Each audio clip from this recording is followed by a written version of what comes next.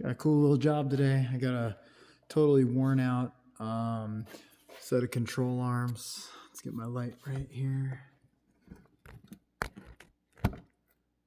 See that bushing all torn up? I can show you what that really, how to check that and the symptom.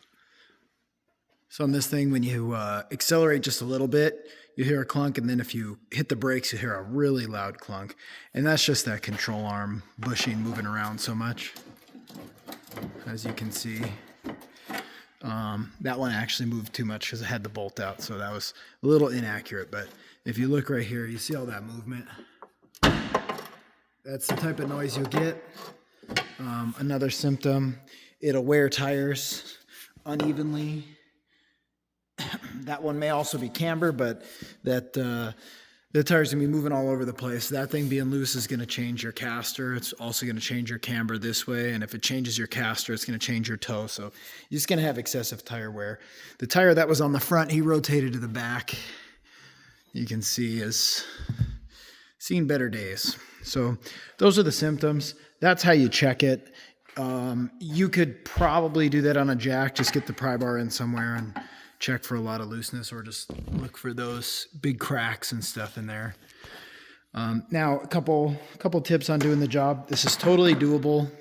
The labor time on this control arm per all data is 1.2 hours. Some of the things that you'll need, first off, we're going to have to deal with that ball joint in there. Get my brighter version of this light on. We're going to have to deal with that ball joint castle nut has got a pin in there. Looks like this. So it's not a normal cotter pin. It kind of slides in like this, and then this little hook pops in that hole. So what you really got to do is kind of like pick this hook out of there and then slide this thing out. If you see the shape, you should be able to get it out okay. And then I'm going to just crack that loose. And you, for your information, will be wrenching this. You got no room for I'm going to have to get another light. You got no room for a socket with that axle. Stay away from that boot. If you hit that boot, you will tear that boot. This one actually already looks a little slimy, but you'll have grease flinging everywhere. And that size is 19. And as you can see, I cracked it loose already. So let me just get this out of the way. So you could do this in several orders, but I do that one first. Next thing I do is deal with this sway bar link. And if, depending on how rusty it is, you might just blast it loose with an impact and zing that 14 millimeter nut off there. But like in this case, what I'm going to need to do is, different lighting, I'm going to need to hold that center Allen right there, 5 millimeter. And then I'm going to just loosen that up with a wrench. The thing is that whole stud will spin, right? So I'm pretty well set on that. You can see what you got to do. And then we'll have to deal with this bolt right here, 17.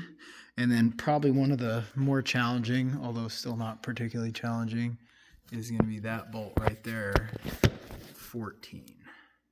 So for me, I'm going to use a swivel and an extension and blast it out, right? So really that's all your hardware. It's gonna be the same on the other side. The labor time for both sides is 2.0. So this is not a real big job or anything.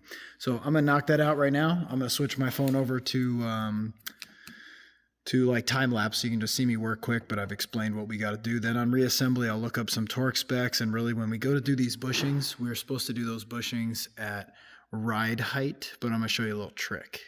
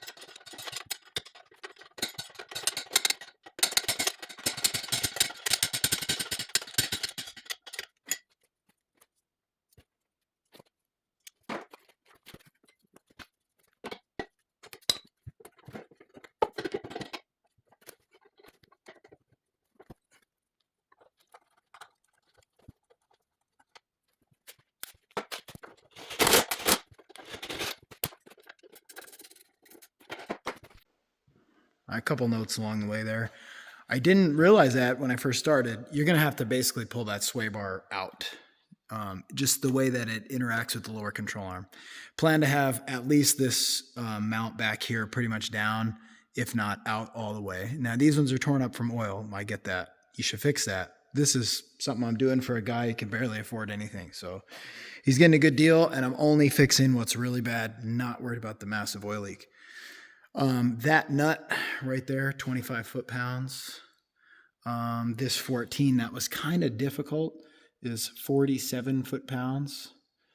And this big one here, this 17 actually, is 61 foot-pounds. But the thing is with those two, with that horizontal and this vertical, I need to tighten those to spec with it at ride height. Right now, the wheel's fully drooped. So my trick for that is I'm going to use this post jack. I'm going to get it up under here like this, and I'm going to go ahead and I'm going to lift it like that, and I'm going to put it right about here and just compress it up so it just starts to maybe come off the lift. That's going to be at full ride height. At that point, I'll do this 61, 47 up in there, and then this nut, which has the cotter pin, did not have a spec actually, which is a little weird. So tighten that tight, like really tight, and then make sure you can get that cotter pin through and you're good to go. And then if you did pull these bolts down here, those are 43. But if your control arm comes with a ball joint, you don't really need to deal with that. All right, so overall, not a horrible job. This is pretty much what you're going to do. Even if you're on the floor, I'm sorry, I spent most of my time on the ground too, but I don't have to do that anymore. Don't use this, but use your actual floor jack, right? Have your jack stand here. And then when you go to do the final torque, put your floor jack up under this ball joint area. Probably not right here, but about here. And then same thing, jack it up till it's just about to come off the jack stand, and then torque this, torque that. And that's just for bushing longevity. It's probably even more critical on this one back here, because if you look at it, it's currently in a drooped position, but it's going to spend all of its life in a ride height position. So it makes sense to torque it in the ride height position. That's where it's going to spend its life. That way it's not in a flex constantly. Then on that wheel, good. You should technically check the alignment. I'm going to recommend that, but there you go. That's everything you need to know. I was set up over on that side, and I set the camera down and I shot the video, and I didn't realize the camera was laying in the water because we had a big rain, and it turned it off. So if you notice in the beginning, it seemed like I was just pulling stuff off and it wasn't tightened. That's because I put this control arm back in just to show you how I took it apart. All right, there you go. Hope it helps somebody.